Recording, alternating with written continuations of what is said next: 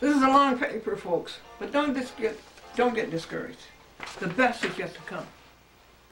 This is Glendora to the Second Circuit, who took 3 years to address 2 complaints that Glendora made against 2 bad judges in the Second Circuit. And they're saying that Glendora's made about 11 complaints, and they think that's a bad thing I did. It's not my fault we got bad judges. If there's bad judges, you have to complain about them. Ooh. We're up to page 15. Glendora says, what is conclusory? It's this paper by the kid law clerk signed by the judge. Glendora has made a record of over 70 cheats by the Second Circuit, and this is just one more. Says the Second Circuit that they do not support an argument that the judges erred, let alone engaged in misconduct. Now comes their stupid footnote. In the extent that the complaint alleges that the judges erred in rendering a decision or ruling, the judicial misconduct procedures may not be used to address such allegations. Glendora says it's just another one of your cop-outs.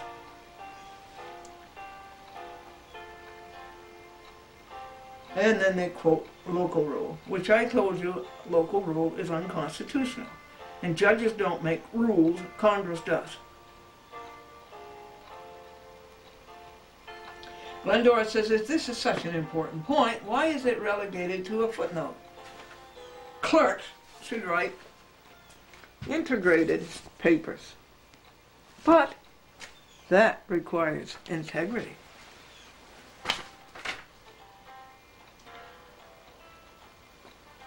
We are on page 16 out of 22.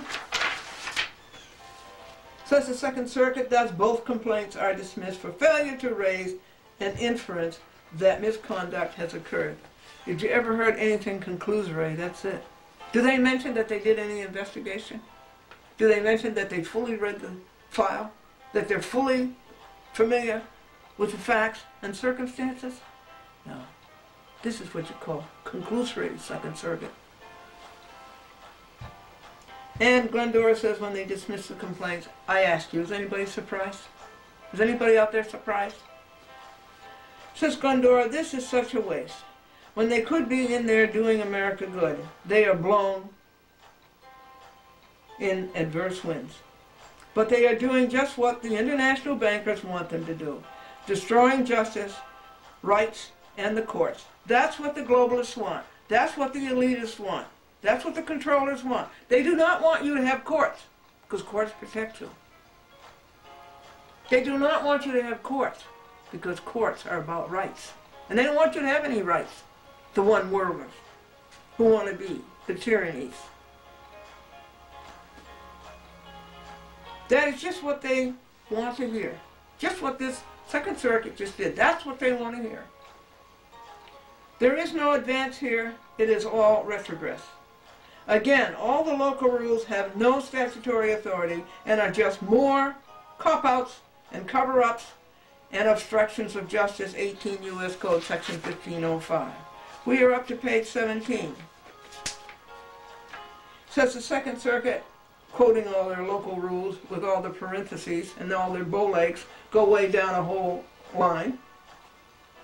The clerk is directed to transmit copies of this order to the complainant and to the judges. Are you surprised that they didn't impose sanctions, monetary sanctions? Do you think they will now? Are you surprised that they didn't do what the Third Circuit did in Philadelphia? They said no more judicial complaints from you. They actually did that in America. In the hometown of the Quaker, William Penn. They actually did that, the Third Circuit, Philadelphia. Well, all of these circuits, I've been in all of them, there's 11 of them. They're all this bad. They are all this bad. And that's saying a lot. Now take a look at Guido Calabresi's signature. Is there a few things missing there? Does that tell you anything about his mental processes? Does that tell you anything about a few things missing in the mental process? In fact, I want this taken, Second Circuit, as a judicial misconduct and disability complaint against Guido Calabresi, acting Chief Judge.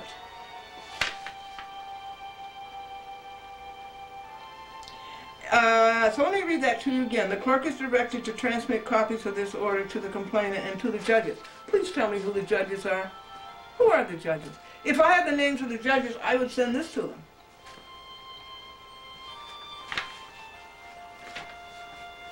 Isn't it unbelievable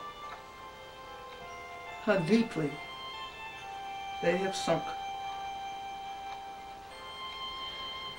And it's dated New Haven, Connecticut,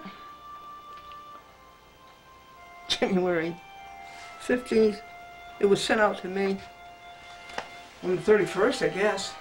And I don't get it until the 14th of February. No, there's more to come. Listen. Glendora says, the Second Circuit is not in New Haven, it's in Manhattan. The chat with Glendora is on TV, though, in New Haven, in Hamden and Milford, and on 51 other TV stations. Glendora says this court's 7 pages of rhetoric turning against the United States is so sad when it could be out doing the people good. The people paying $150,000, these judges get $150,000 a year plus. That's a low estimate. $150,000 a year to do this kind of stupid stuff? Folks, you couldn't pay me to do that. But you can pay them. They take it gladly. You could not pay me to sit there all day and make up lies how to get around the Constitution of the United States and the statutes. You could not pay me to do that. How about you? But they take it. They take it in year after year after year after year. And they think they're appointed for life. They're appointed for good behavior. And you call this good behavior? So let us go on to page 18. These pages are affectionate. They're stuck on each other.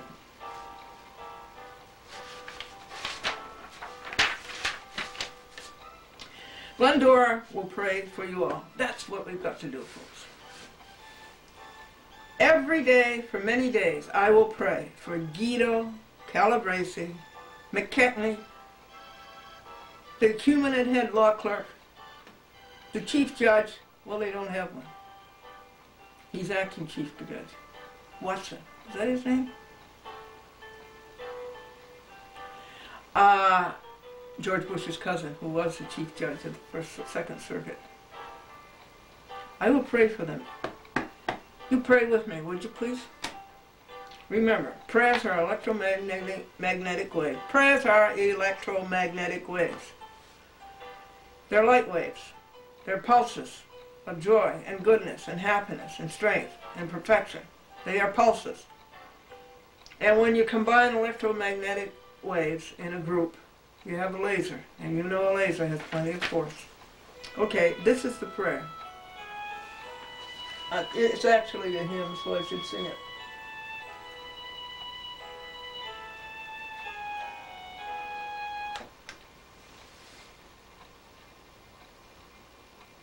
And you think of a lot of good hymns to sing them. Okay, to all of you people in the Second Circuit who are betraying the United States of America daily, this hymn is for you. I want to see you perfect. Open their eyes that they may see glimpses of truth thou hast for them.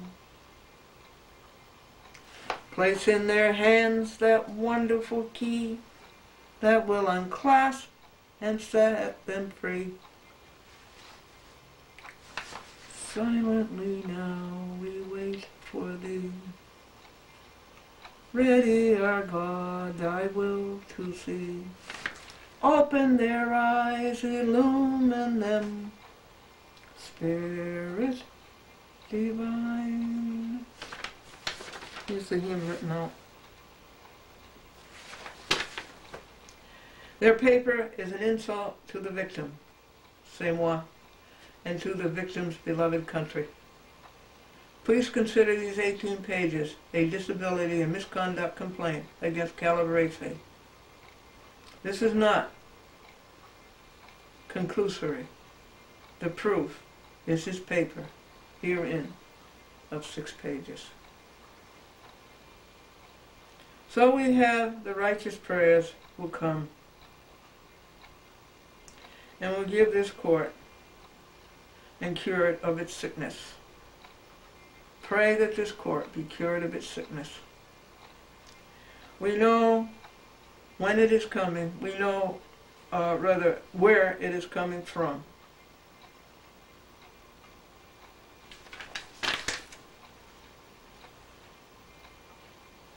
Those much more rich and powerful, the international bankers, the globalists, the one-worlders, the ones who want to get rid of the sovereignty of the United States. They want the whole world.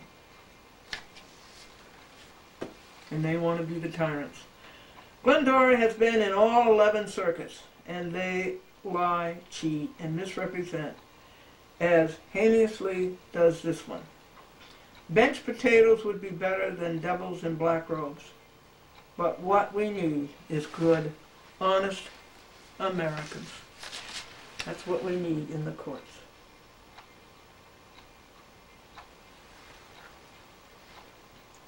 With one of her adjuncts, Glendora Sunday night was discussing the disgusting disintegration of the courts. And we decided not to go to courts with 351s, judicial misconduct and disability complaints, Title 28 U.S. Code. Nay, go to court and file a claim against the failing judge's bond. A judge has to take a bond. When he says he will support the Constitution of the United States, he has to take a bond. We go to court, they do not support the Constitution of the United States. So we're making a claim against the bond. We're distressing the bond. We went to court in good faith. The subject judge responded in bad faith. He violated our rights. He violated the law. He took an oath to uphold. Distrust the bond. Make the claim against the judge as an individual. The security company, the bonding company, will soon decide that the judge is a bad risk, and they won't give him another bond. And if they don't give him a bond, then he can't be on the bench.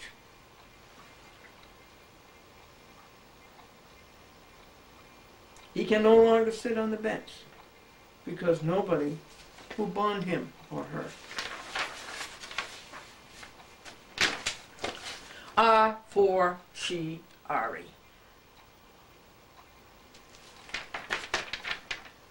With the greater force and all the more, and even more certain and necessary, the Judicial Council must come back to reality and vacate law clerks' 6 pages of empty, unsound, addled hoop jumping that Calabrese signed in New Haven,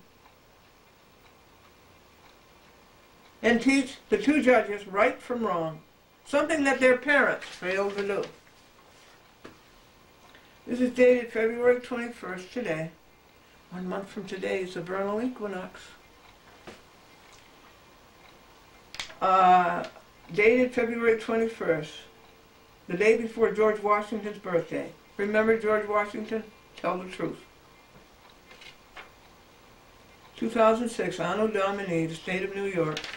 Yours in truth, and yours in Amor Patriae, and in Amor New Yorki, Glendora. And that's a signature, by the way, you can read. The whole mental process is on that signature. It didn't leave. Now these crazy clerks, do you know, listen to this. Encloses a copy of the Acting Chief Judge's Order dated April 18, 2006. dismissing the above referenced judicial misconduct complaints. But it gives you numbers, it won't give you the names.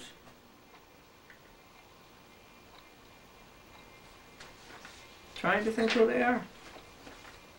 Doesn't matter. Pursuant to Rule 5 of the Rules of the Judicial Council of the Second Circuit, governing complaints against judicial officers, which is an obstruction of justice. Title 18 U.S. Criminal Code, Section 1505. Now, a petition for review should be in the form of a letter. All right, this is a letter. Addressed to the clerk of the court. Addressed to the clerk of the court. And I put in there 4 copies for him. For review of the Chief Judge's order, that's Calabrese. Now the petition for review must receive, now this is funny, in the clerk's office no later than Monday, February the 23rd, I kid you not. Read it yourself, folks. Monday.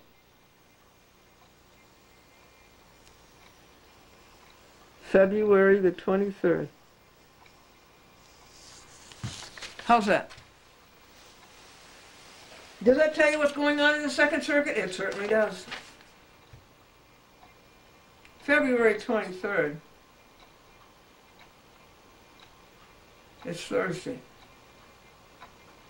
Monday was yesterday, the 20th. Let me show it to you again. Monday,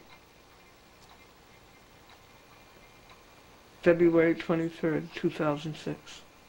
It will be returned to you, unfiled, if you don't get it there. Now, how are you going to deal with that?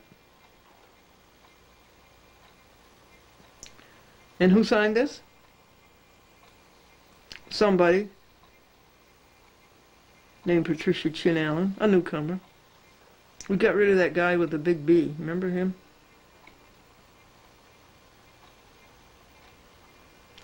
And, you know, that's a dumb thing, to date it by the day they receive it. Do I have any control over the day that they receive it? No, I do not. But I do have control over the day that's postmarked. So that is so stupid. They should say postmarked, whatever it wants to be, Monday or the 23rd, whichever one they want. But it should say postmarked. That I have control over.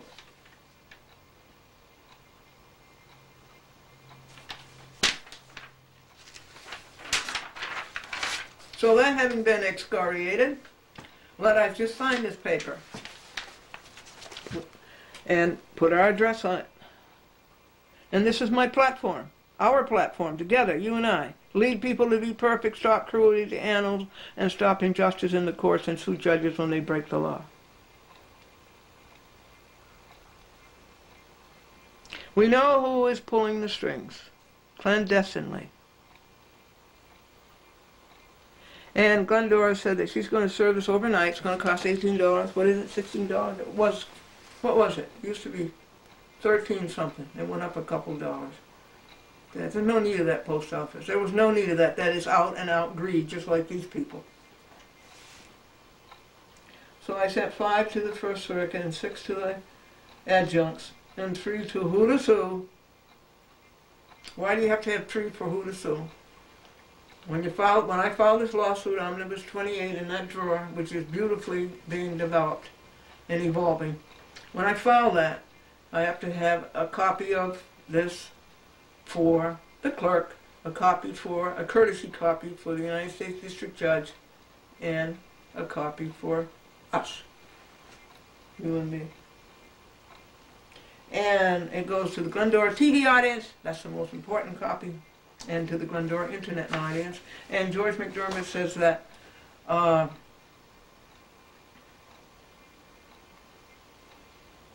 Richard Wolfley says that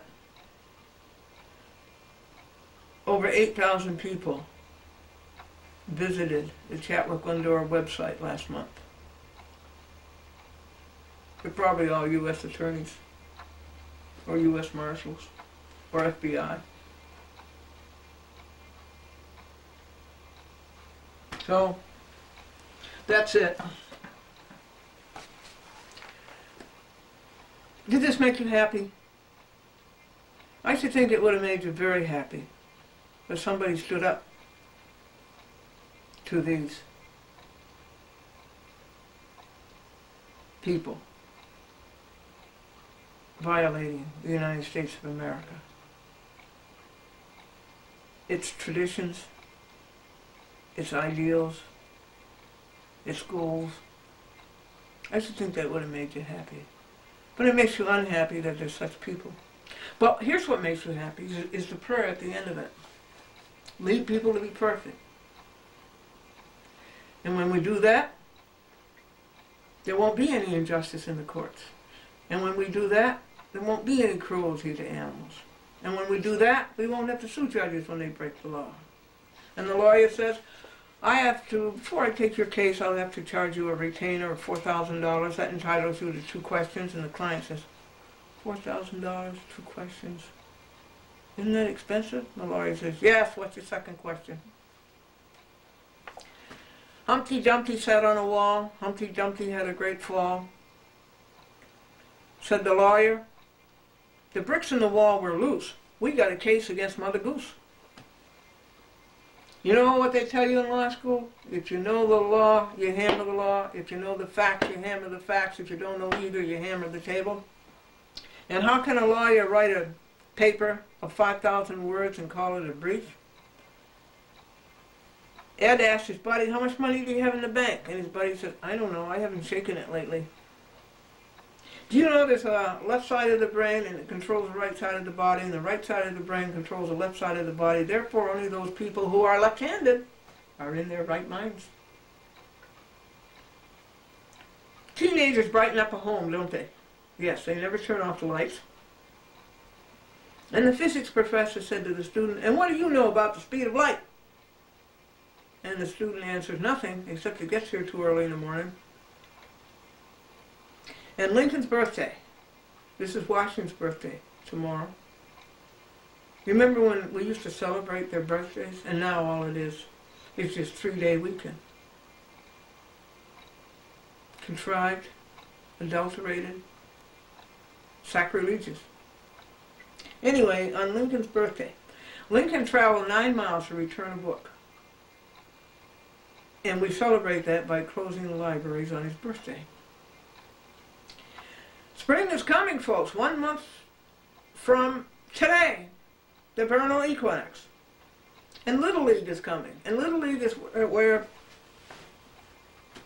the pitcher has 5 pitches, a fastball, a slow ball, a low ball, a sinker, and one that you hope will reach the plate. And at the lodge meeting, it opened with somebody saying, the grand, invincible potentate cannot be here tonight. His wife won't let him out of the house. This is Glendora, cheerful look at life. 2 minutes of goodwill and good cheer and good humor. Now, about you and about happiness. Let me find some pure thoughts for you. Remember, go alone with God the first thing in the morning and listen to God and pull up that wonderful richness that's inside of you. That's health, that beauty, that well-being. Decorate your thinking.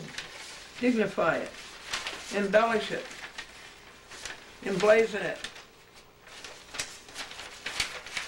And I think the best thing is to take this out of here. Let's jot thoughts, in case any thoughts come as to Omnibus 28. Enrich, garnish, grace, and ornament until you are adroit. Dexterous in the use of the hands, or in the exercise of the mental faculties, until you are adroit in your oneness with God, and that you lift other people up to it. Okay? Isn't that great? And that you will be ready in invention and ready in execution.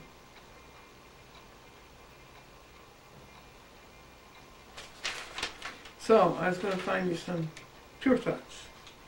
Well, those were pretty good. Strengthen your heart. That's what you need the first thing in the morning. Strengthen your heart. And then you get boosts during the day with rejoicing about something every 15 minutes. We let a few go by, didn't we? That hymn, that had good pure thoughts in it. Open their eyes that they may see glimpses of truth that God has for them. We'll take that one for 12:15, and for 12:30 we'll take Silently Now We Wait for Thee. Ready, our God, Thy will to see. And it's 3 minutes to 12:45, the next 15 minutes. Here's a good pure thought.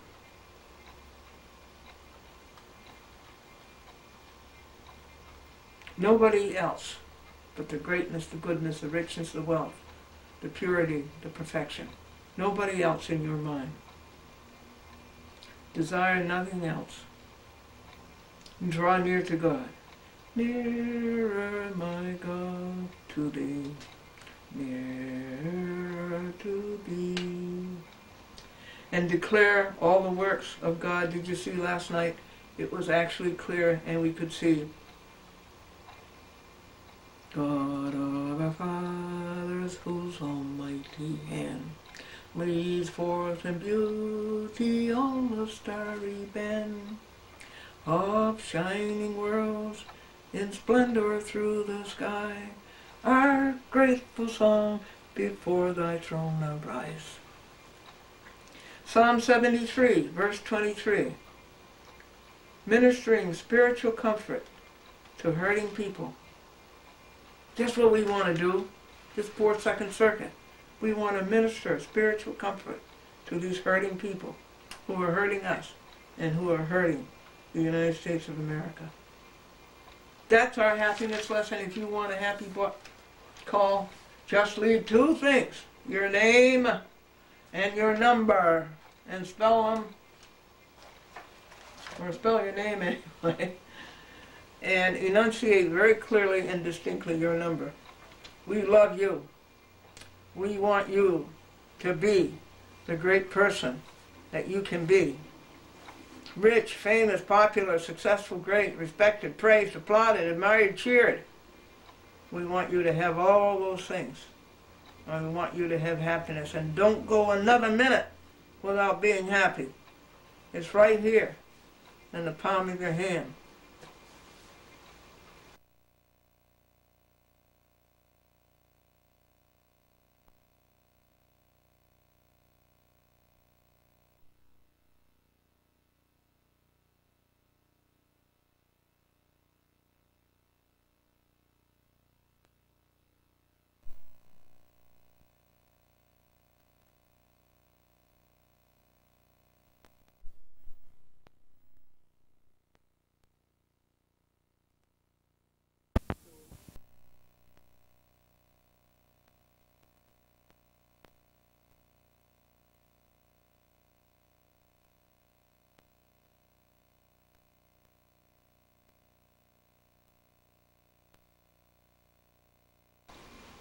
Okay, I have to go serve this paper that I just read to you. I have to serve the appellant's brief upon all the defendants and appellees, Glendora versus Charles Dolan, James Dolan, Cablevision Systems Corporation, Thomas Garger, Mac Budil, Charles Former, Christine Savarino, Peggy Anderson, Cecilia Mastrovilli, Robert Callaghy, Sadley, Stevens, Burke, and Burt, defendants, appellees, and Patricia Langelotti. The brief is not due until April, but we're going to get it in today. And then I also have to serve upon Callaghy and Sadley, Stevens, Burke, and Sarrock, and Cecilia Mastrovilli my motion for summary judgment in the case Glendora versus Sadley, which is all about dirty lawyers, dirty Park Avenue lawyers, writing ignorant papers, abusing the White Plains City Court, Papers that I had to answer, that I had to spend ergs and ergs of energy answering, and hours and dollars and dollars. So I'm suing that. They damaged me. I'm suing them for $5,000. And I asked, rather than wait for a trial. By the way, the judge did not dismiss the case. He was asked to dismiss the case, and the judge did not. Judge Hansberry. And rather than wait for a trial and spend more money, ergs, and hours, not only mine, but the City Court of White Plains, let's have a summary judgment in Glendora's favor. And let's have another judgment against him for $5,000. You knew that Cablevision finally paid the other case, the first case, out of which the second case I just told you about grew. Cablevision finally came up with $5,000. You don't know how that hurt them. But they didn't pay me. They paid the court. To be continued. Keep the courage flaming. You are a great person. Look in the right place for it. Don't look in the wrong place anymore. Find it. It's like a Christmas present that is sitting under the tree for you, waiting for you to open it.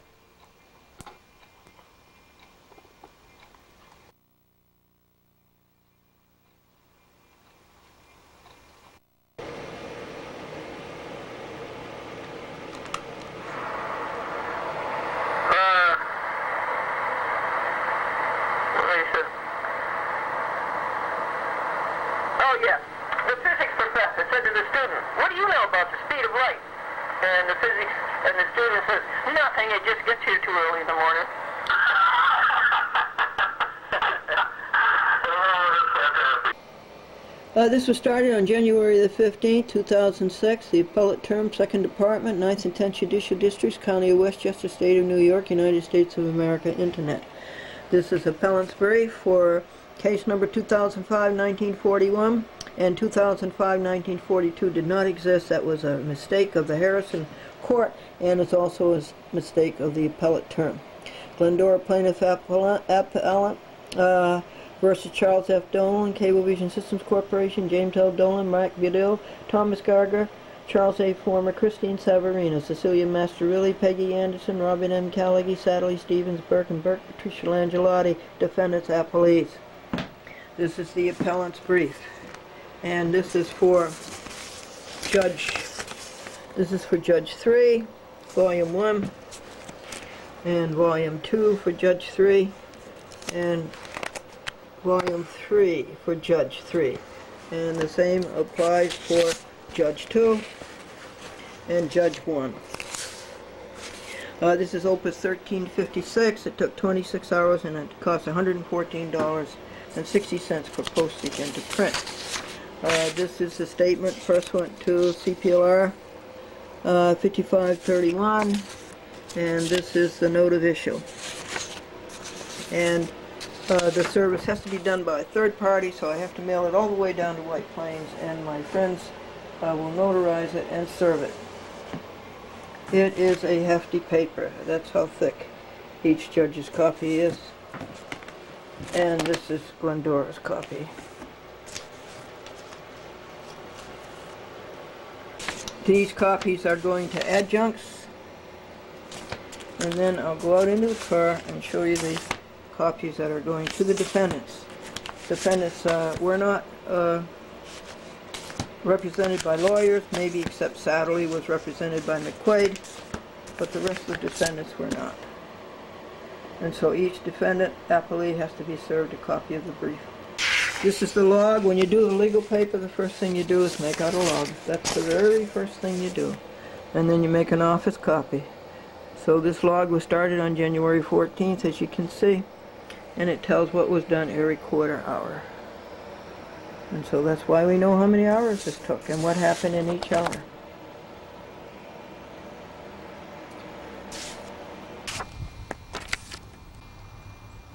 And why are we in such a rush? We are in such a rush because the post office closes in 1 hour and 45 minutes. I haven't told Glendora where the camp is. That's right, Cheney's staying home. Well, there's He an wouldn't awful, last in our deer camp. there's an We'd run awful him lot right out of town. of, there's an awful lot of Chinese. That's a good idea. You know, I mean, it was an accident, but there's Oh, an yeah. awful lot of people that get shot in hunting season. Well, I heard of One a of our good, neighbors out there got shot a few years back. His brother shot him. Same type of thing. Yeah. You know, not being careful. I heard of a good one. Somebody shot a lawyer by mistake. All right. Would you like that I don't to go think it was by priority mistake. or the Parcel Post?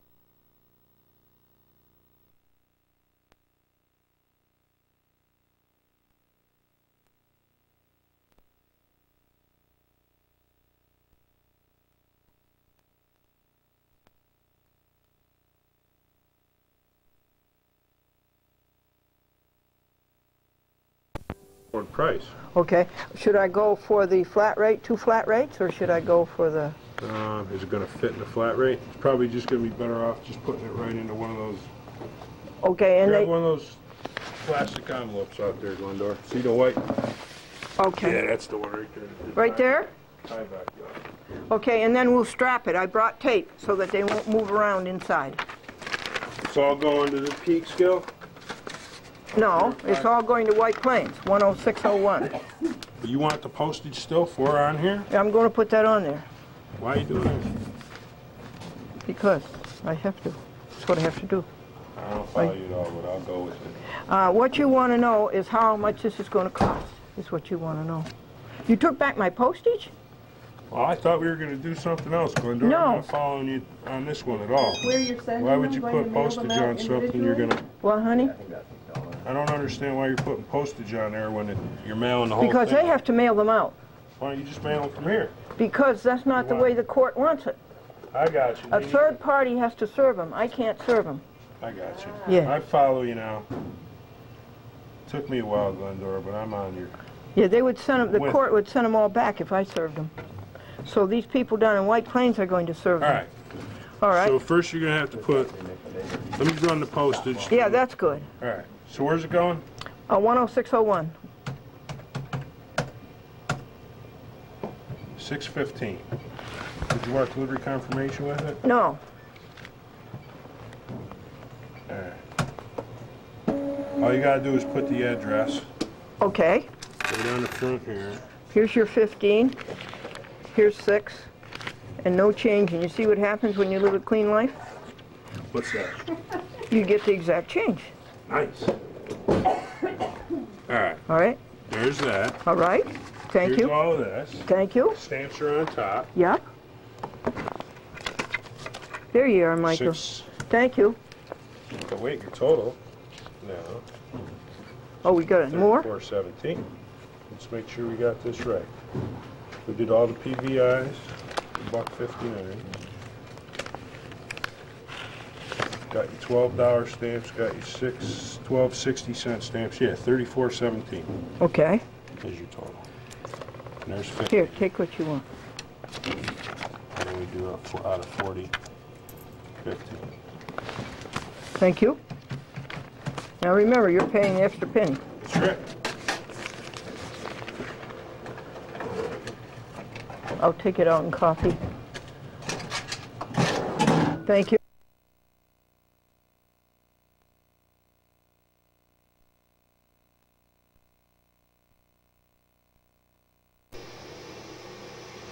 We like stories. I received a telephone call today on the recorder, and it says,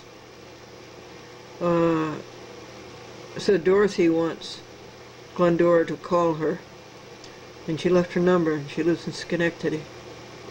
And she said, if you're the Glendora who was on Channel 6, WRGB, I want to talk to you.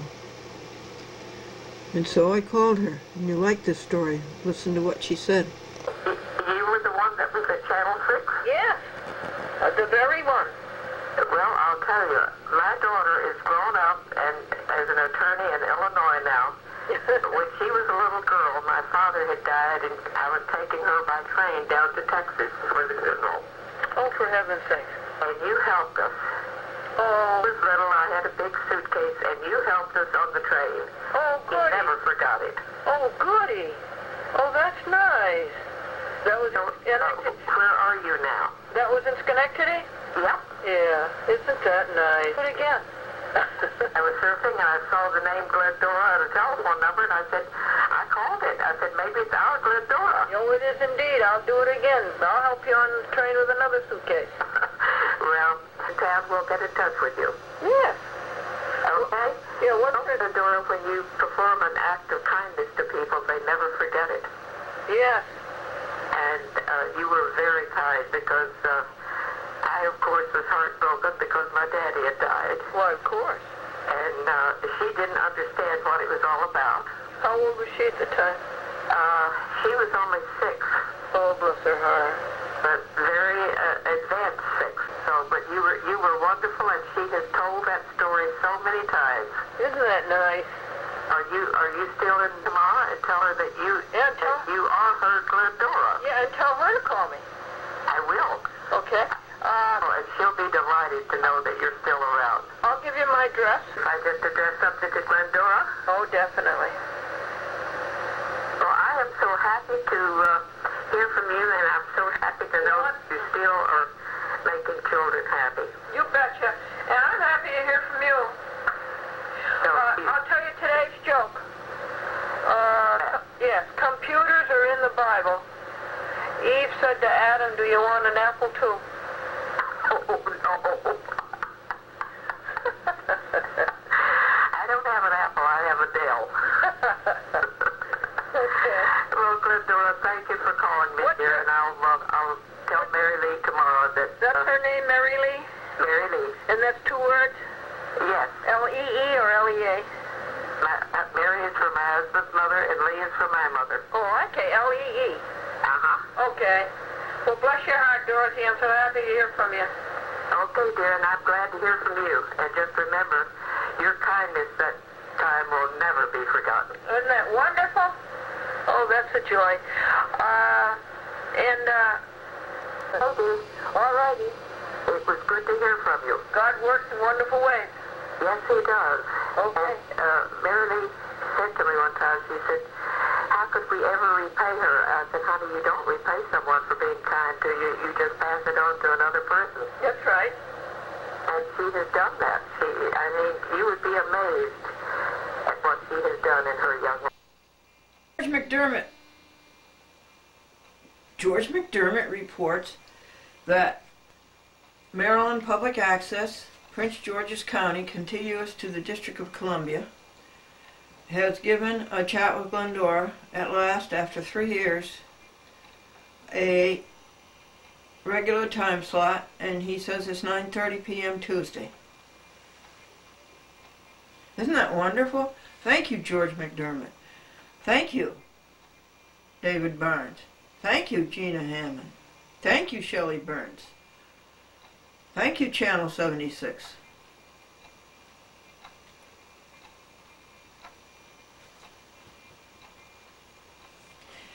From 1937 to 2005, Glendora Franklin paid $279,000 in rent. $279,000 in rent. From 1937 to the present, $101,000 was taken out of our salaries. From 1937 to the present, the IRS took $99,000 out of our salaries. And the IRS, the Internal Revenue Service, isn't even a law. It was ratified by only 3 states. From 1937 to 2005, Franklin Glendora spent $99,000 on telephone.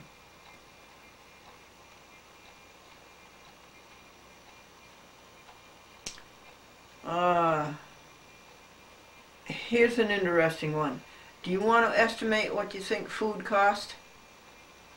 From 2005 groceries to 1937 to 2005? $91,000. Car repair, $82,000. Postage, $47,000.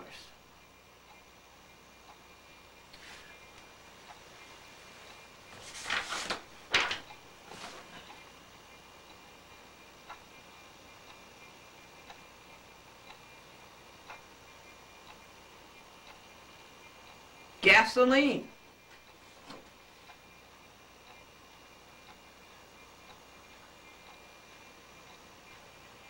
comes right after postage, $44,000. Technical equipment, VHS, batteries, this expensive Sony mini DV camera, and many other cameras. $42,000. Printing, $32,000. Copying, printing, $32,000. Videotaping, $31,000. And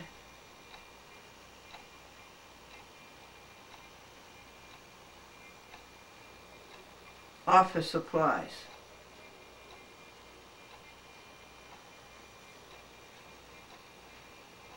$28,000, and donations received, $30,000.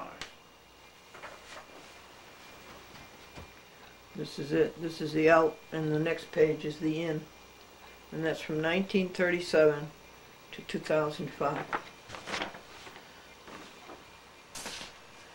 Open our eyes that we may see glimpses of love thou hast for me. At the White Plains City Court, the New York Unified Court System had a questionnaire as to how you would rate the metal detector lobby hallway, the clerk's office, the courtroom, the jury assembly room. Well, I've got to think about this. How am I going to present to them that it's an outrage?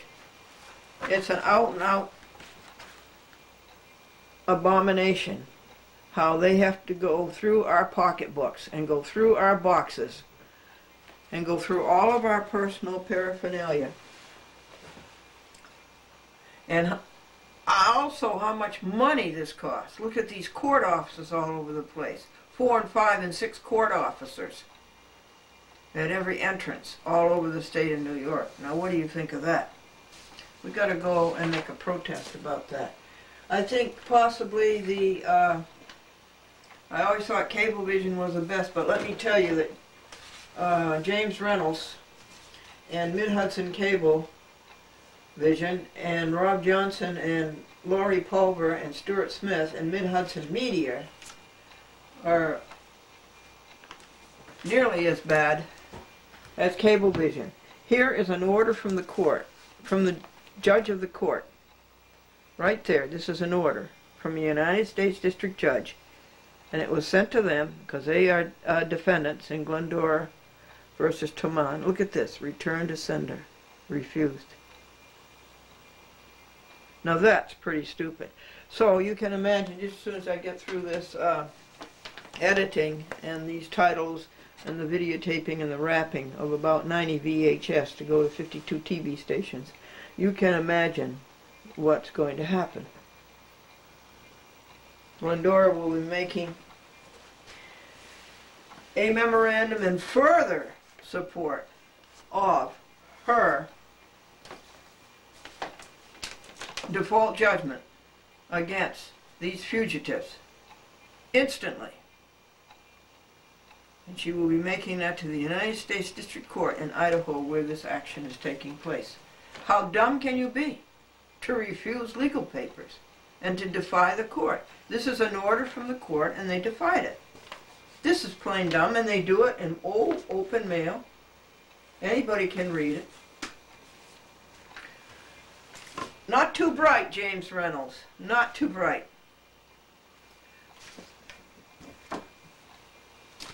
Here is a nice letter from the Balfours of the Chatham Methodist Church, thanking Glendora for various donations.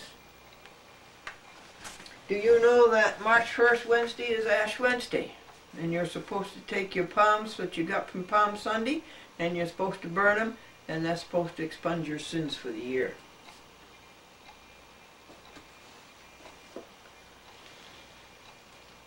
Folks, do you know that there's a Christmas present waiting for you under the tree, and you haven't opened it yet? You can't even find the Christmas tree. You can't get that present. Do you know what's inside of that box for you? Wealth, richness, happiness, peace, joy, attainment, full success, achievement, accomplishment. Rich, famous, popular, successful, great, respected, praised, applauded, admired, cheered. History, politics, and the world. Everything you want is in that little package. You can't even find it because you're listening to the TV news, which is always bad.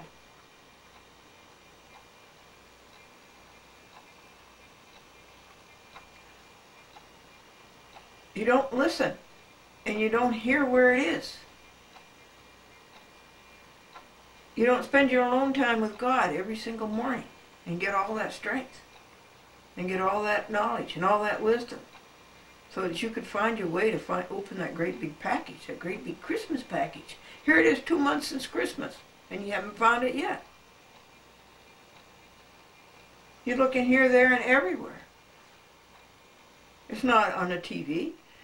It's not in the department stores. It's not in the grocery stores. It's not in driving. Where is it? It's inside of you. So sit down every morning and listen to God. And if you want the help of a happy book, you can have one free. There's still a few left. Just call 914-949-9495. And sing hymns. Get a whole bunch of hymns on CDs until you learn them and sing them.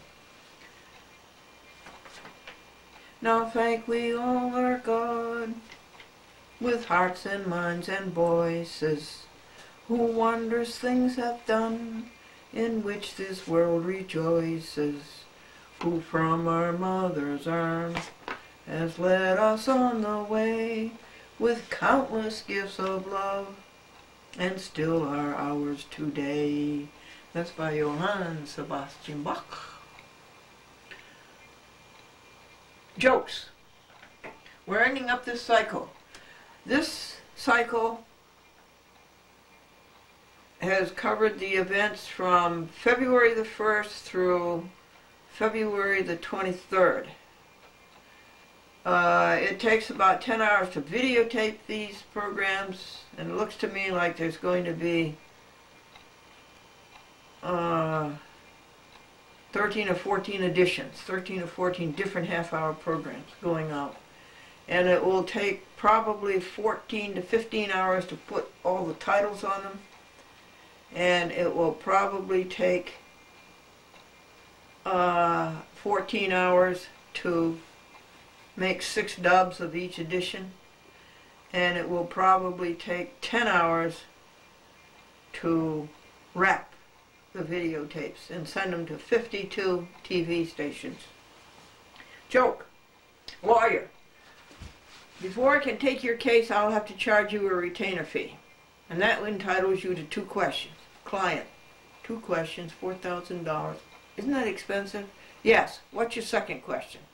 How can a lawyer write a paper of 5,000 words and call it a brief?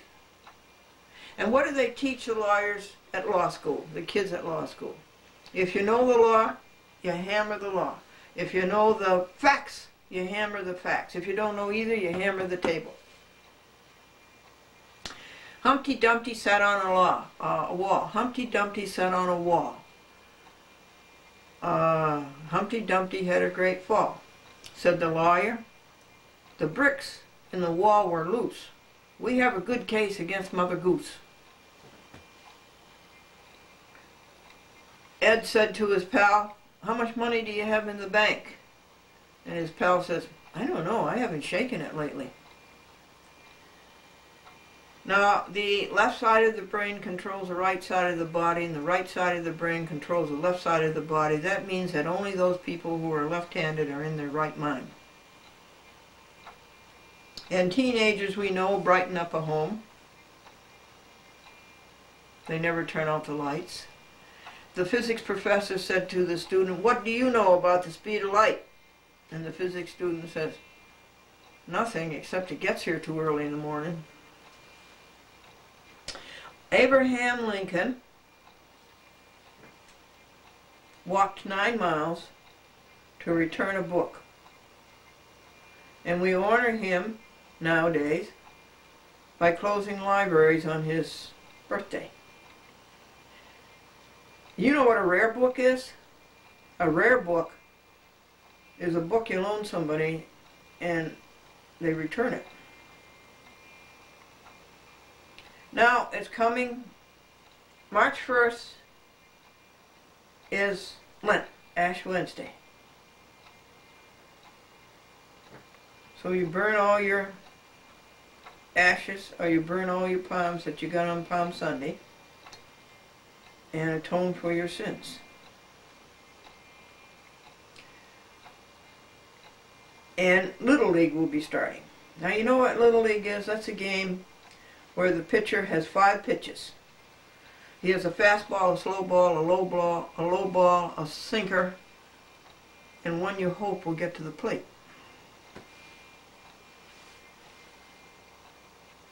At the lodge meeting, the man stepped up and made the opening announcement saying that the grand invincible potentate will not be here tonight. His wife won't let him out of the house. This is Glendora, a cheerful look at life. 2 minutes of goodwill, good cheer, and good humor, brought to you by. I'm here. I'm available. I care. I know you can be happy, and I know you're missing it. And I don't think you should go another day, an hour, or another week without having your happiness and without finding that great big Christmas present that's under the tree, waiting for you to stumble on it. Look in the right place. Do your alone time with God every morning. Rejoice about something every 15 minutes. Rejoice about this weather in February, 40 degrees, 50 degrees, and no snow. Sing hymns.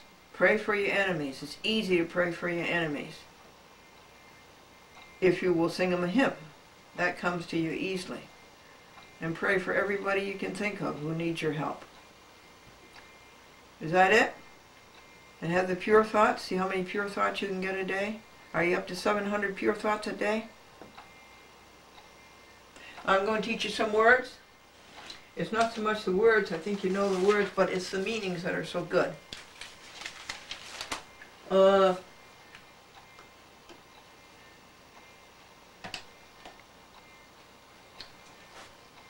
Adulate. That means to flatter.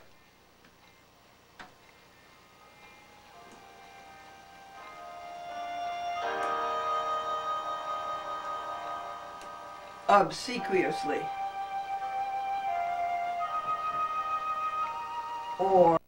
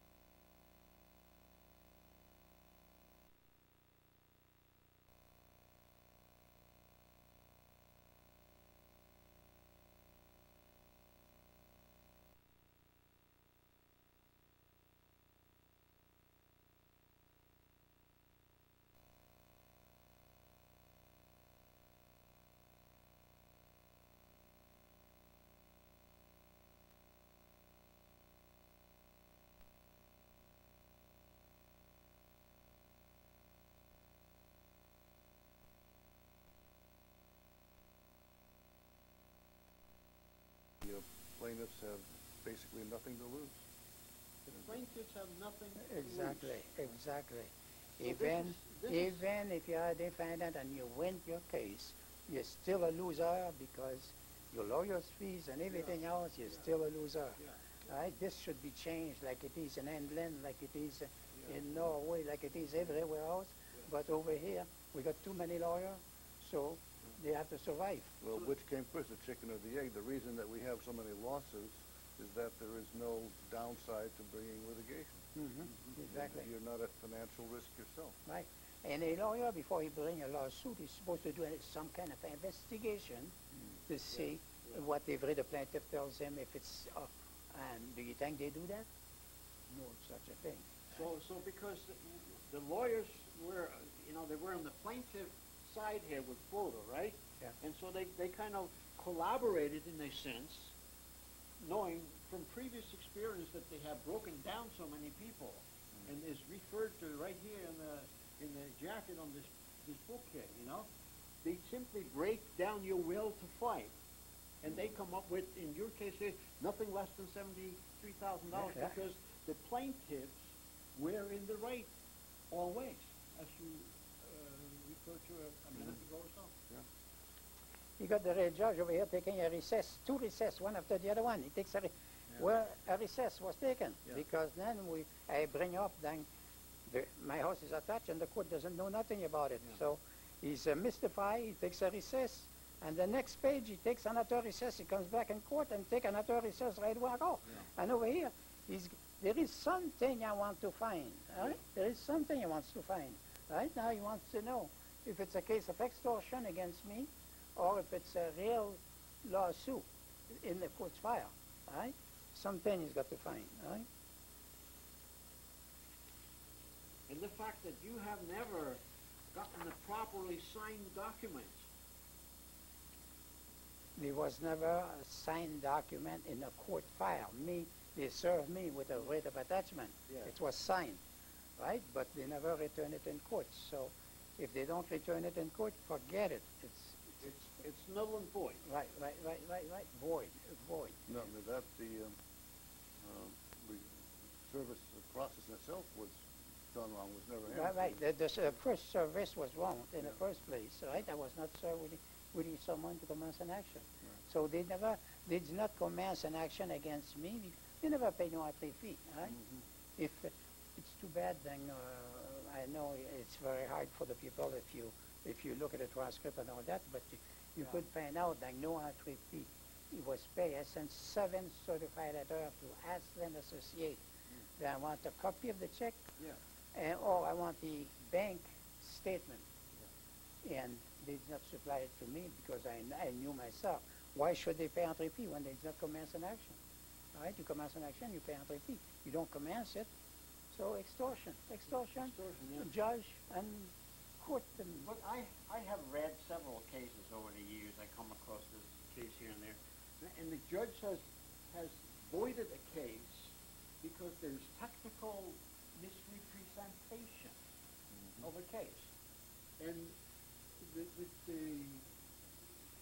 case being null and void because of the different kind of lack of proper attention to things. So since judges have decided and thrown cases out of court because of that sort of lacking of information, which we have in evidence here with lebrun. Why isn't his case also kicked out of court? The judge admit right here, right, Parker. That indicating the complaint was never filed. Right? The complaint. So they're saying that. So why wouldn't your case be released from any judicial jurisprudence, including your house and everything? Right. I think you should set up shop for $1 million here. Yeah, that's for sure. They owe me plenty of money for what they did to me. They owe you, for the tort over the 15 years. How much money would that be worth? $1 million?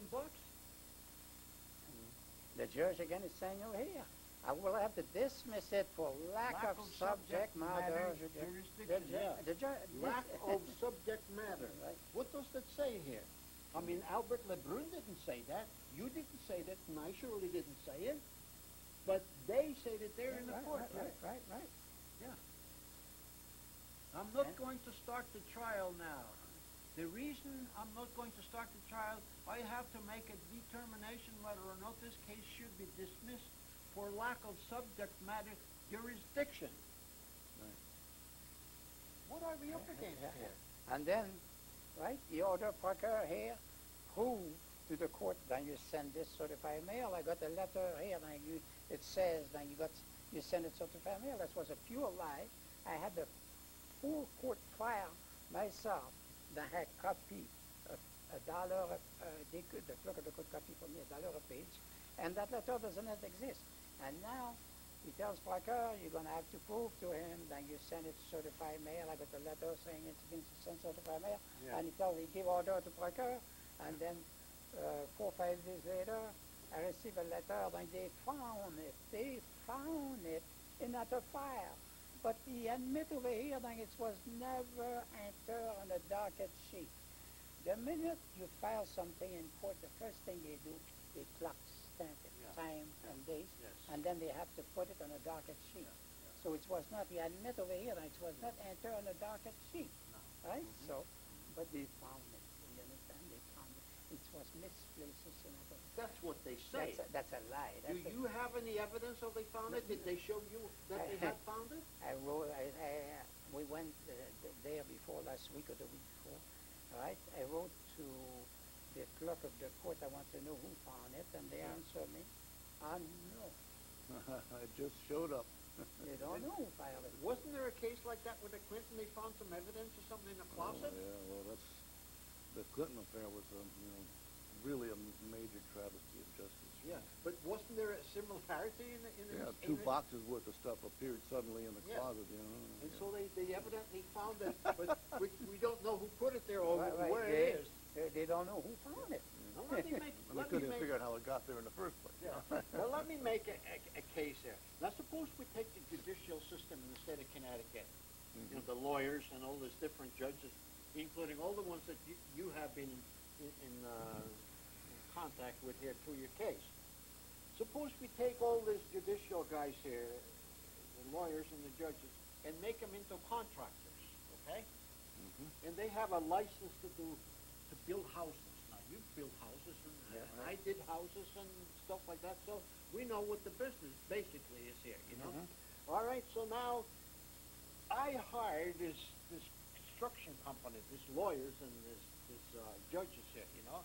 And I says, here's the blueprint. I want you guys to build me a nice house. I got this property here, you know, and I got you guys are going to come in and do the foundation and everything like this. And now, so they start, you know. I mean, this would be a comedy team here with cement mixture that wouldn't hold together. And they would build, say, you know, the first floor up there, and they couldn't fix the plumbing. They tried to fix it, and it wouldn't work, and they would start arguing about who's going to do what and how. And then you'd have the electrical judges say, you know what I'm saying here?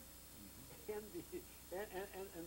the plumber lawyers, let's say. I can make a little fun out of it because I can afford to do that. And then, you know, then they come up to the roof and everything. And then, in the end, you know, the inspector from the town will come to check out to see if everything is good, to give you a certificate of occupancy. You and I have gone through this thing many, many times. Now, the inspector would say, you can't live in this house. This house is going to be condemned. Right. Where did you guys get your contractor license? How did you pass the test? And here we are with a house that's no good. They got to pull that house up because it's a dangerous house on the street. It could fall down any. It's a house of cards. Yeah, and so whatever they have there, it would collapse. I am talking, ladies and gentlemen, to a large extent about the function of the judicial system in the state of Connecticut. It's a good, because I don't have to prove it. The books that we have here, all this, the information that we have here, and all those books over there, and all this information here, that's our evidence. If there's any lawyer or judge out there who's willing to prove all this enormous amount of information, and you're looking at very little of it, by the way. We have tremendous amount of it. This is just a fraction of what we could produce. This is research over decades, time-wise. And we are good researchers.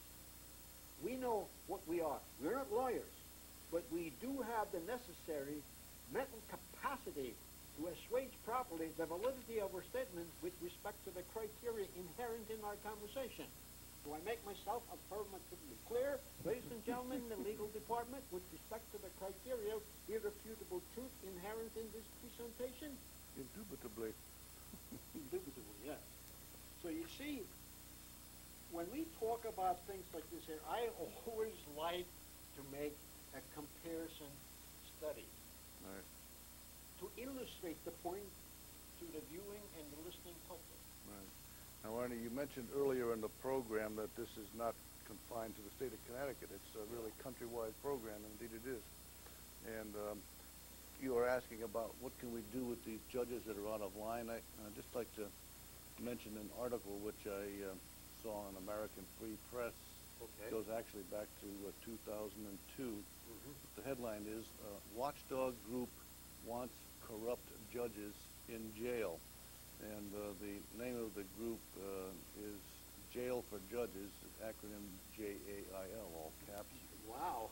And it's a grassroots citizens action group working for judicial accountability. And so their whole idea is, look, if the judges are out of line, they really shouldn't be able to protect themselves and stand behind the law. They should be prosecuted like any other criminal. Yes, exactly. In the case here, Albert, you could say that they're above the law. That's right. They really are. What Yeah, but else is- you don't have immunity in my case. And on top of that, I just found that out. You cannot sue them as official. You got to sue them personnel. Because what they did there is not as an official duty. Right? It's you got to sue them personnel. I sued them before both as official and personnel. They throw it out. They throw it out because they say suing them officially is like suing the state. And the 11th Amendment, the only way you could sue the state, you got to have the permission to sue the state. All right? So the 11th Amendment stop you. So the criminals will give you a refusal of permit to rob them. Well, you know, similar to the deal that the CIA has with the Department of Justice. They worked out an arrangement where the Department of Justice agreed not to take any legal action against the CIA or any of its officers unless the CIA said it's okay. So in other words, CIA people can get away with murder, literally, you know, and it's cool, you know. Yeah, that certainly is. And it's basically the same situation here. So the fox is the one who's issuing the permit whether you can be sued or not.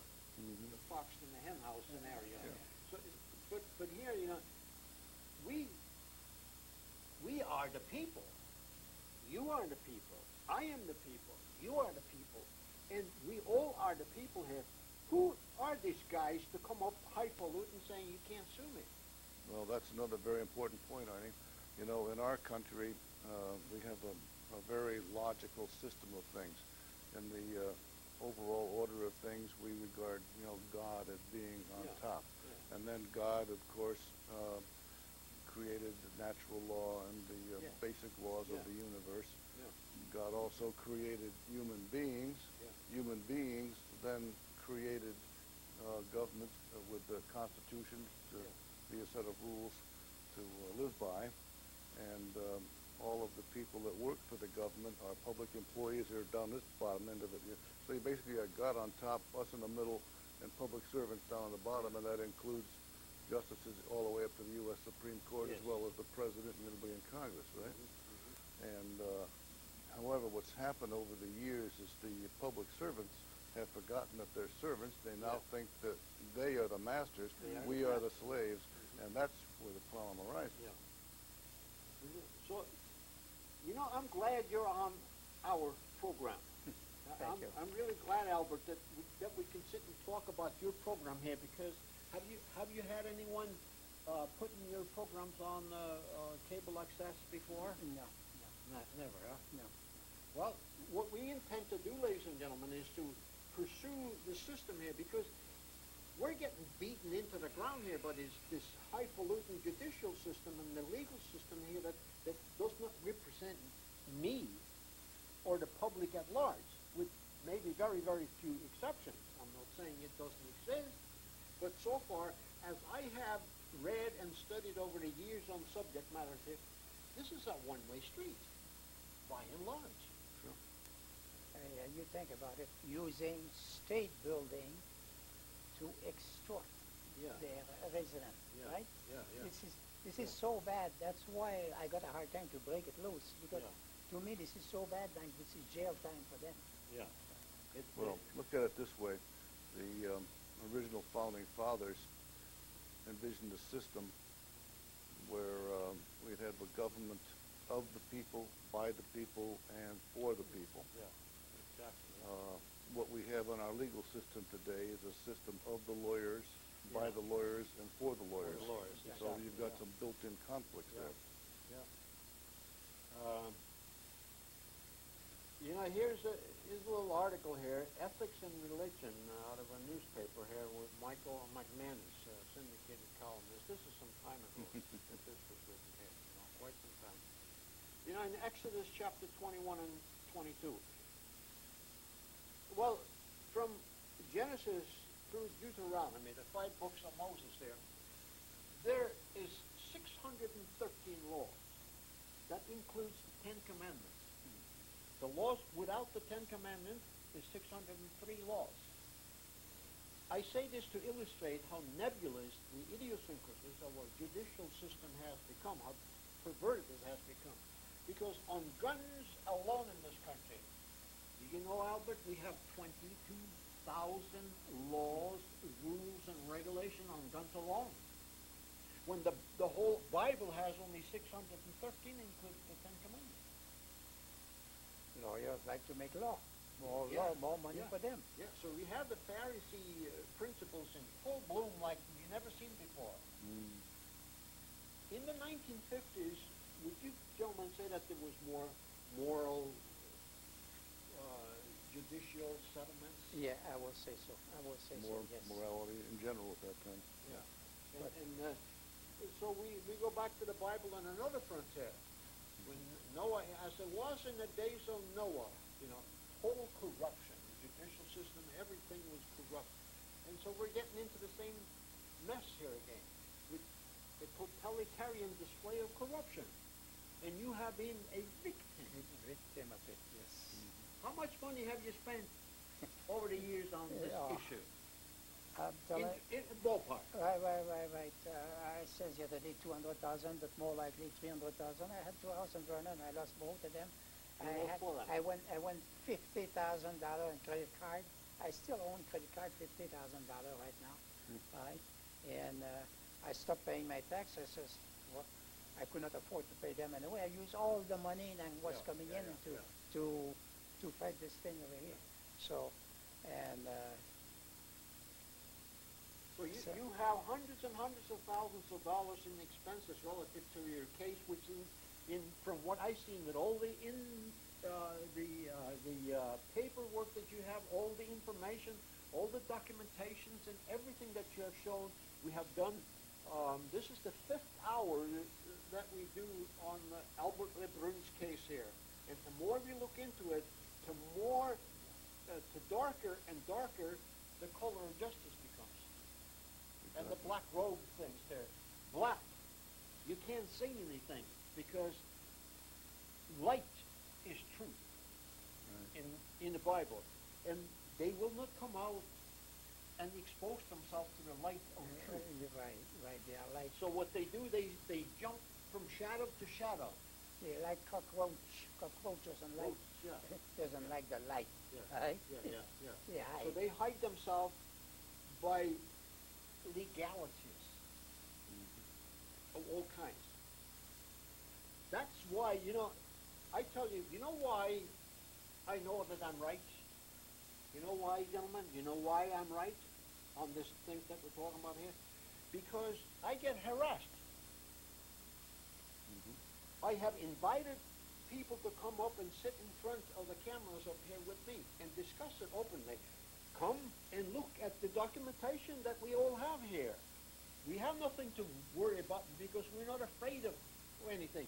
This is not a concocted set of circumstances that you're looking at here.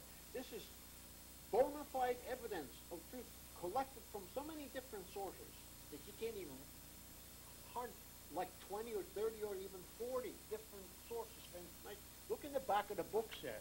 When you look at all the credentials in the back of most of the books there, you see all this stuff in here? Yep. Look at all these things there. This is just a fraction. Why are you afraid to come and discuss this kind of stuff there? Look at all the books there. There's hundreds and hundreds and hundreds of those things in there. Look at all the books you got, all the information there. This is all bona fide. We do serious research, serious effort to come to the bottom of things there. So why don't your lawyers write to our P.O. Box, Quo Vadis, America, P.O. Box 2207, Meriden, Connecticut 06450. Quo Vadis, America, P.O. Box 2207, Meriden, Connecticut 06450. Let's hear from you. I want to hear from you. We want to hear from you. And with that, I once again announce that on August 24, we have 2 hours of call-in programs between 7:30 and 9:30 in the evening. We'll have a telephone here. If you have any quarrels with the legal system or the injustices of it, as well as any cases that you feel that you have been treated real good by the judicial system, we want to hear the good things as well as the bad things that you have. So on the 24th, between 7:30 and 9:30, that's 2 hours of call-in programs. And then we go to August 25, which is another 2 hours of call-in programs between 7:30 and 9:30 in the evening. Let's hear from you. Albert, you have a lot of documentation. Yeah, I could prove this. There's no to worry about it. I could prove my case. You have some. I've seen so many of the things there. They're like this. I tell the judge over here. Right? My own lawyer told me it's worthless. Yeah. All right? The lawyer, his lawyer, own lawyer says that what they do in the courtroom is worthless. What have you got to say about that? Well, I've done a fair amount of expert witness work over the years, and I can tell you that it's not just the public that's upset about the legal system. There's a lot of honest lawyers out there that are also upset about it. So there are honest lawyers out there. This is not a basket case here. But why aren't they coming out of the woodworks then? Well, it's basically they're kind of under the thumb of the judges. You know, they officially are officers of the court. They have to, you know, play by the rules. Yeah. And if they become too vociferous in their complaints about the system, they could find themselves facing disciplinary hearings, you know, at the Bar Association. Okay, so they might even be, you know, disbarred eventually. So because they would tell the truth, they would be disbarred. That's right. I mean, they are in a difficult position. They, as I say, are really under the thumb of the system itself. Are we having what I start to call now the Judge Moore syndrome? Well, you might say so. Yeah. Have you met any lawyers that were? I must have saw me. I will say 20, 25 lawyers, and none wants to help me. I saw lawyers in Westport, in Bridgeport, you know, in New York, and none of them. And don't forget, all the lawyers I saw here, they had the best law firm to defend themselves. Yeah. Right? They hired the same. I had a lawyer hiring the same law firm than Governor Ronan had from New Haven. Right? And they all had the best law firm. So that's mean then they knew they had a good case against them to hire. Right? They spend money defending themselves in here. Yeah. Well, you know, just to further illustrate that point, earlier you mentioned a book, Men in Black, which I also happen to have in my reference library. And this was written by Mark Levin, who himself is a lawyer, and he's basically complaining about the U.S. Supreme Court and all of its wacky decisions, particularly in recent years, you know. Are you saying that he is a potential victim of disbarment because of what he writes in that book? Could certainly be, and you know, it's the type of outspoken, you know, thing that creates a high visibility there, which could It'll backfire on him. But he's got the courage to write a book, and there's other guys here have the courage. This lady here wrote the book. He's got the courage, and this got the courage to write the book here and everything. And this is an expose of the judicial system in every form, manner, or shape here. And if you are a lawyer out there with the conviction of morality, you must work up the courage. Write to What is America, 2207, P.O. Box 2207, Meriden, Connecticut 06450, and let us know. If you're willing to come on the program, we're willing to have you. We're not afraid of anything, as I mentioned. This is what we do. We try to expose what is out there. And I get flack from this thing. I get flack. I have to take flack because I dare to speak up on it. You're threatening the very livelihood of some people there. Yes, exactly what it is. And so that's why they are afraid to come here, because they know that I'm right. So the only weapon they have, Albert, is to try to intimidate me. You see? But I cannot be intimidated. There's not. When you have, in definition of intelligence and moral standards, real intelligence cannot be intimidated, nor can morality, because you spoke about these lawyers who speak up on the subject, but they're afraid. You have to get your courage and conviction. Christ died on the cross because he had the courage to stand for truth as a human being. And the apostles also got killed for exactly the same reason. But this is what we're up against. We have to get the courage, and we as a nation, as a people here, get the courage to stand in the gap. We'll get somewhere. That's what the country needs. We need to come out of the woodwork ourselves. Because Albert Lebrun has stood in the gap. He had planted his feet apart and stood there like this against the system. Who's that system? The big guy in the historical thing there, the Colossus. What do they call that guy there? Statue there. David and Goliath. Huh? Well, that's David and Goliath. But there's not a statue that stood like this. The Colossus they call them. In Greek there. And well, it was the Colossus of Rhodes, which is basically Colossus. There you go. I couldn't get it off of my head. So in a sense, that he stood there with his feet apart like that in the same sense. That's a symbol of truth, you might say. And that's what you have done. I've been standing for my right, and I'll soon die standing for my right, or die on my knee as a slave. We're going to have Albert on several other programs in the future here. And we're starting to run out of time. So I want you to remember August 24th and August 25. We have 2 hours of call-in program.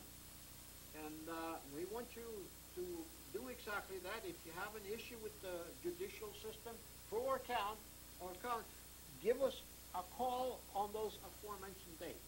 Write it down so you remember it, because we intend to have more program with Albert Lebrun on the subject here. The system is broken, and Albert has been trying for years and years and years to repair the system on his own. Well, Albert can't do it by himself. That's where we come in on What is America. We are here to see the thing, and I've looked at many of Albert's systems here, the papers he have, and ladies and gentlemen, that is it for now. We thank you very much for watching our program, and you tune in again. And you have a nice evening. Thank you very much.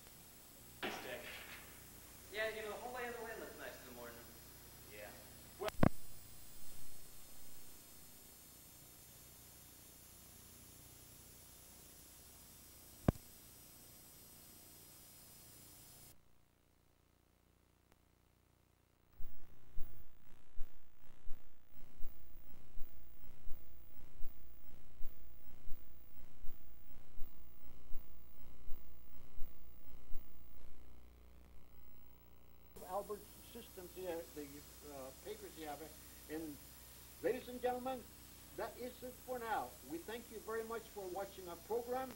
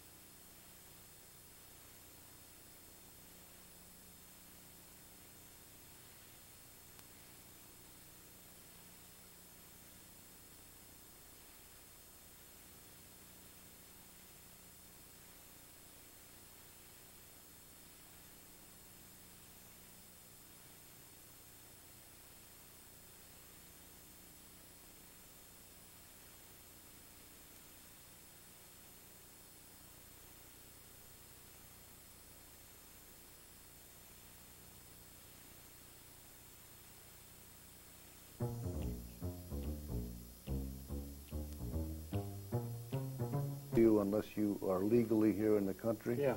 Supreme Court says, poof, what difference does that make? If they're illegal aliens, they don't have a job anyway, I mean, right? it's so incredible that it's hard to describe this thing. It's, I you know. know, my head, it goes every which way when you think about that's how mind-boggling this thing is. And Yeah. I'm hard to mind-boggle. Yeah. What a circus the judicial system is. Yeah. Another 1973 case is well known, Roe versus Wade, which legalized abortion. And of course that went over like a lead balloon with the patriot community in general, but still is the law of the land. In fact, there was even a later case that reaffirmed it. Yeah. Yeah. Yeah. So that has been clearly one of the primary cases that many Americans think that the U.S. Supreme Court, in fact, the whole federal government, is no longer worthy of our support. You know, it's Exactly. That's So where why it's do going. we have an election where people still go out and, you know, they get fooled by the politician to come and shake your hands and hug your baby and vote for me and I'll make sure that your taxes are down or I can get more jobs to your town or something of that ilk. And here we are. They do it over and over and over again because most of America has a mental problem. And I'm saying this with due amount of evidence that we make decisions not on the soundness of common sense and logical reasoning, but an emotion. Sure. We listen to emotional arguments. Look at the emotion on advertising.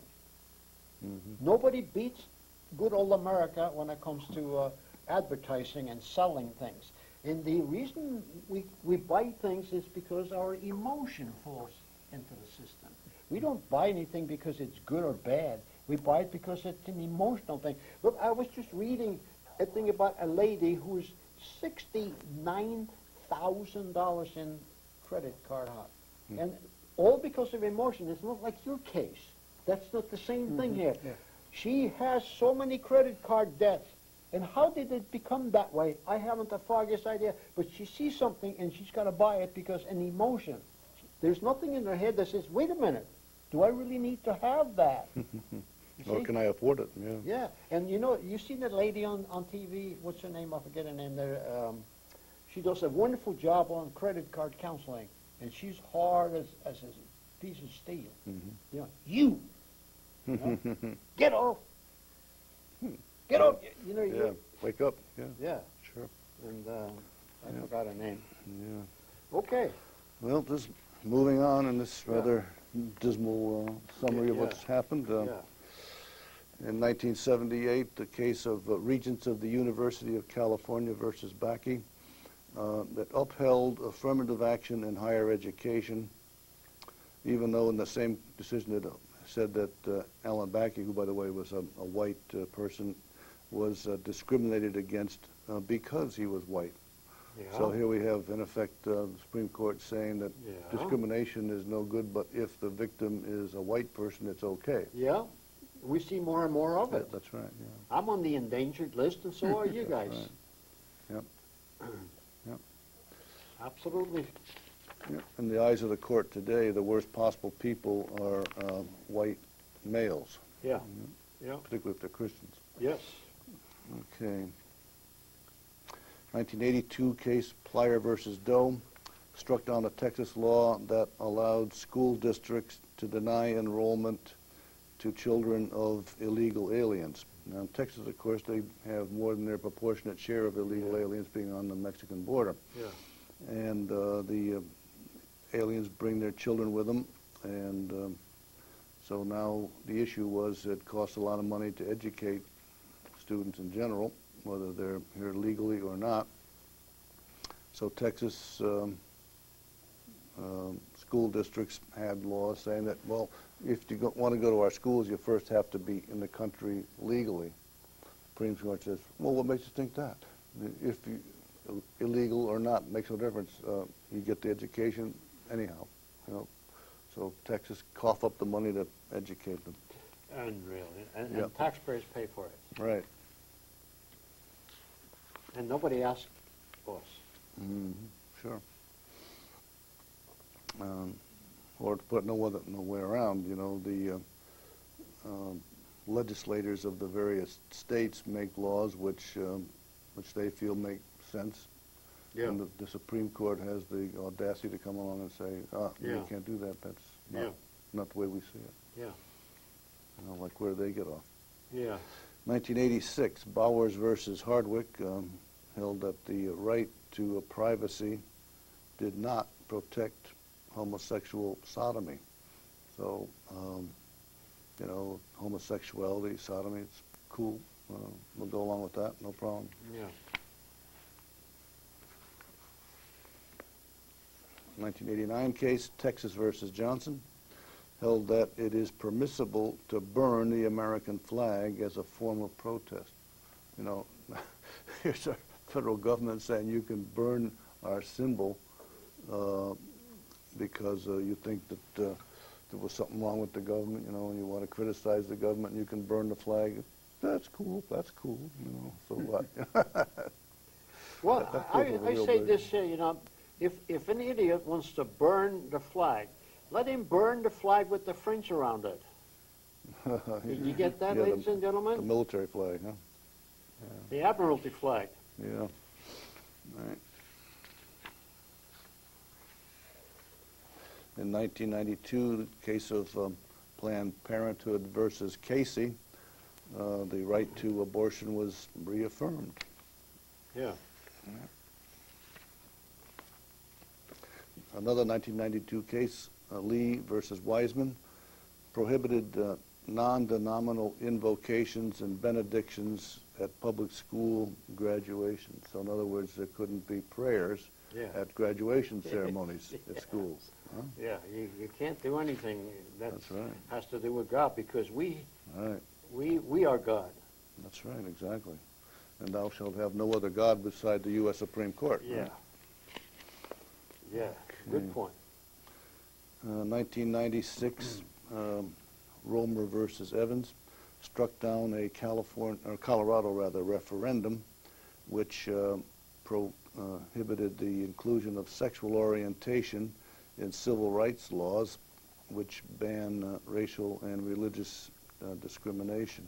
So here we have a situation where the voters of Colorado, not just the legislature, but the citizens as a whole, had enacted a referendum, and the Supreme Court, also known as God's right hand, says that you, the people of Colorado, are out of line, and this law is not valid.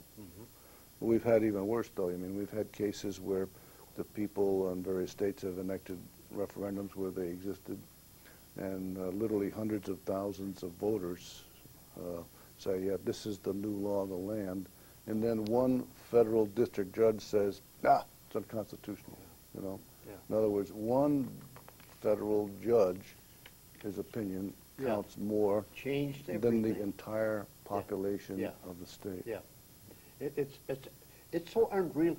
I can't even describe these things adequately. Yep. It's beyond my ability to describe. Yep. It's insane is really what it is. Yeah, I mean, I have a big dictionary at home, but I don't think I could find a word that would adequately describe this thing. Yep. And 1998. starting in 1998, the use of international laws as precedents came into the picture. And that started when Justices Sandra Day O'Connor, Ruth Bader Ginsburg, and Stephen Breyer regularly started traveling abroad to meet with foreign judges and legal scholars to determine, you know, what their interpretation of a law is. And so now foreign law is starting to replace the U.S. Constitution as the basic for precedences. And interestingly, each of those three individuals are members of the Council on Foreign Relations, which is basically the shadow government of the United States today. Yep, indeed. Coincidence? Not hardly. 2000 case, Stenberg versus Carhart, held as unconstitutional a federal statute prohibiting partial birth abortions. Therefore, partial birth abortions, a hideous procedure, are legal, according to the Supreme Court. Yeah. See, here's God again. Yep. God declared, you know? A 2000 case, Santa Fe Independent Community School District versus Doe, held that mentioning God at a school commencement ceremony is unconstitutional. That was, you know, implementing another Look at similar that, huh? earlier law. Yep.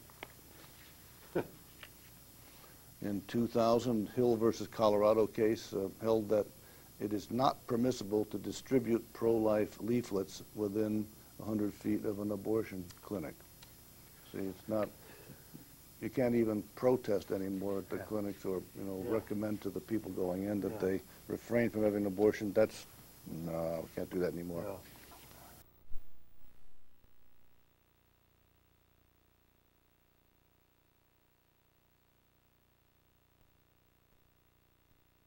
By a U.S. District Judge, Myron Thompson, for the incredible sin of displaying the Ten Commandments in the Supreme Court courthouse in Alabama.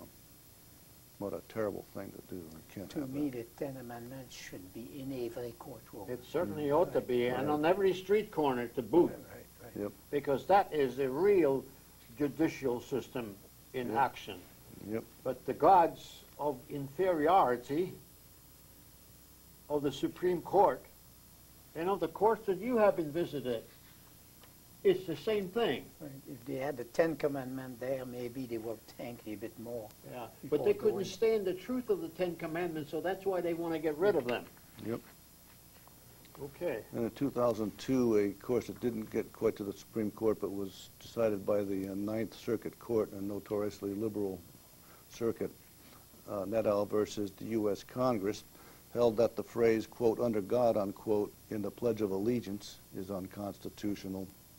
So in response to that, the U.S. Congress, the House, passed the Pledge Protection Act of 2004 to reverse that squirrely decision and to limit the jurisdiction of the federal courts on the whole subject. And Yeah, they could do that, by the way. We tell jokes, you know, we Yeah. have a little fun with jokes. But this the judicial Supreme Court is the biggest joke of all. Yeah. There's no joke that comes even close to it. All right. Well, this was a Ninth Circuit case, Yeah. but not, you know, U.S. The Supreme Ninth Court. Circuit is California, right? Basically the West, yeah, in general.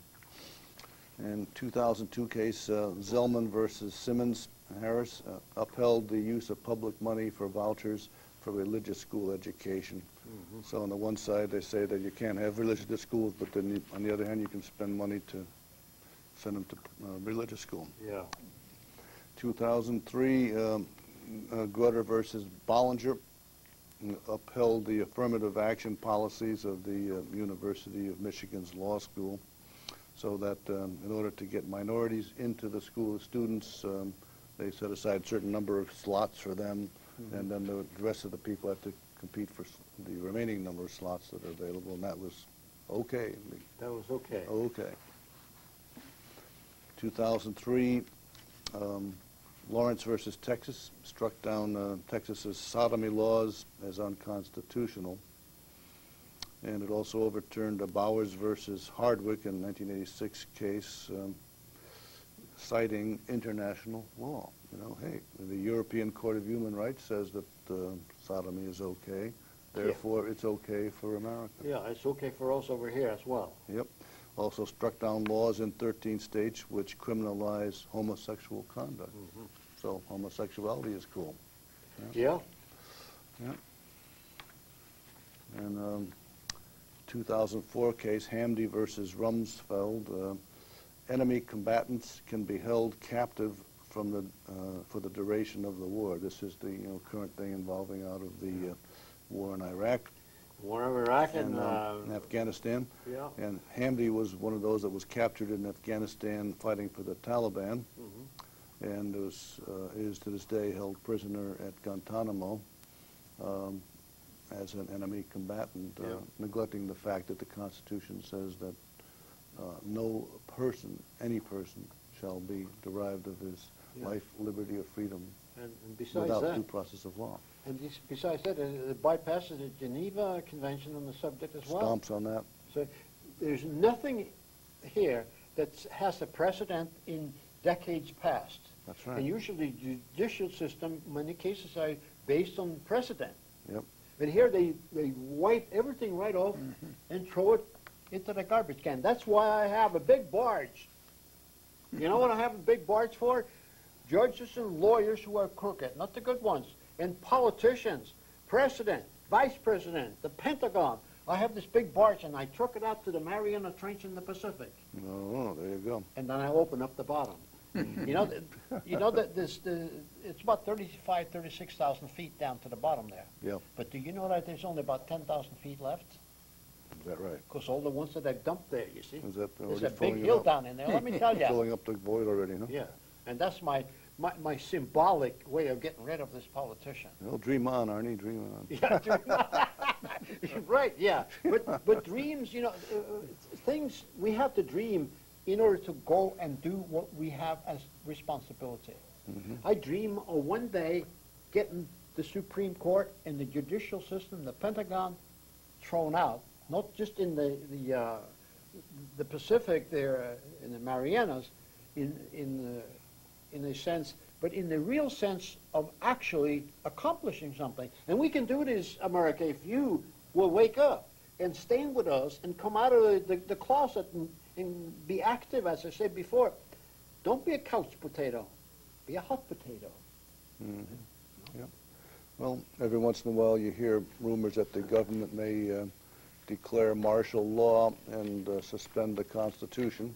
Yeah. Which indeed may happen. And if that happens, I think certain government officials are in for a very, very nasty surprise. They're going to be in for a very nasty. They have already suspended it, but not on an official basis because they still refer to it. You know, artificially they use it. Okay. The 2004 case, Russell versus Bush, held that the federal courts could hear cases in which foreign enemy combatants challenged their detention. 2004, Elk Grove Unified School District versus Meadow held that reciting the Pledge of Allegiance with the phrase "under God" in public schools is unconstitutional. Good grief. That was decided. That was decided on the thing under God. Yep. And then one last case I have in this particular selection, the recent 2005 case of Kelo versus New London, the eminent domain case, which held that the government can take private public property for public use, which is now held to mean public purpose. And so here was an individual that Mrs. Kelo and a number of others who owned homes in New London found that they could have their homes taken away not for public property purposes, but rather for the fact that the city fathers want to have a private developer come in there and upgrade the area. So this became a very serious issue. If the Constitution no longer means what it says, and it gets beyond, you know, public roads, public purposes, that you can take private property, that means that anybody's property can be taken for any reason for private developers. And ladies and gentlemen, I want to mention, we're going to go back into the Kelo case in versus New London there, and the Supreme Court decision that allowed them to go in and take private property for their own benefits. I'm going to read something to you here from American Free Press, August 1st, 2005. I'm going to read this so that you will have an insight into what is happening and what we're doing. And so you get a little upset about the judicial system. Jim Corbin of New Buffalo Township in Michigan has been selling used Volvo automobiles with no hassles for some 30 years. His father had passed the business on to him. Corbin recently was slapped with more than $3,000 in fines and court costs after township officials cited him for not having a local license to sell the Volvos, pointing out that he had all the state permits he needs. Corbin is incensed that an obscure passage in the township ordinance penned back to 1967 was dug up to cite him. This is vendetta against free enterprise, par excellence, ladies and gentlemen. They're kind of doing a job on him as they are doing on you, Albert Lebrun. They're coming in, but we're going to take these cases to a further extent in coming shows. We're not going to stop at where we are now. We're into the 6th hour on this program, and you can be sure that as long as I am around, we're going to continue the cases on the judicial system here. And Albert Lebrun is going to present this case more, but we're going to take a little break because we have a lot of work to do in editing and putting things together here and so on. And we want you to know about on August the 24th between 7:30 and 9:30 in the evening, we have 2 hours of call-in programs on the very issues that we're taking to task here, particularly with Albert Lebrun's case, which is right here in the state of Connecticut. And the 25th of August, again we have 2 hours of call-in programs on the fraudulent judicial system in the state of Connecticut and other states. 2 hours of call-in program on those 2 dates, the 24th and the 25th of August, between 7:30 and 9:30. So get your acts together and give us a call on the subject and tell us your affair with lawyers and judges in the great state of Connecticut. Pro and con. We're not saying that all judges are crooked and bad. We're just saying that what is your experience with it? Write to Coatis America, P.O. Box 2207, Meriden, Connecticut 06450. We'd love to hear from you on the subject here because this goes into many, many different cases here across the country where the law has become a criminal enterprise at yours and my expense. And we're not going to sit here and be part of the system without saying something or other. You will have a challenge on your hand, the judicial system. We are not lawyers, and we are not politicians, and we are not judges under any circumstances. If you need a lawyer, you go find one to suit your circumstances. But we assure you, we sit here and do very serious research, and we are not to take no for an answer. We have the knowledge. Believe me, you do not need to be a lawyer to have knowledge. You do not need to be a judge to have knowledge. And we have plenty of cases where such books are written on exactly in the fashion that we are talking about here. Here's one, The Myth of Moral Justice. Why our legal system fails to do what is right. They come out of the law schools in the state of Connecticut here. There's law schools in the state of Connecticut. And then you go to Harvard or Princeton and all the other big shot places and Yale. And they sit there and they preach their supremacy of knowledge. But the truth is not in them. The truth, as the Bible says, has fallen in the street. And we are, as a public program here on cable access program here in our beautiful studios in Bolton, Connecticut, where we appreciate the management and the staff of the studios for all the excellent work that they're doing for us. Executive Director Patricia Van Ness and Amy and Michelle and Helen have done such a very, very good job, and the people who come up here to man the cameras for us, you know, they're doing all this great work for us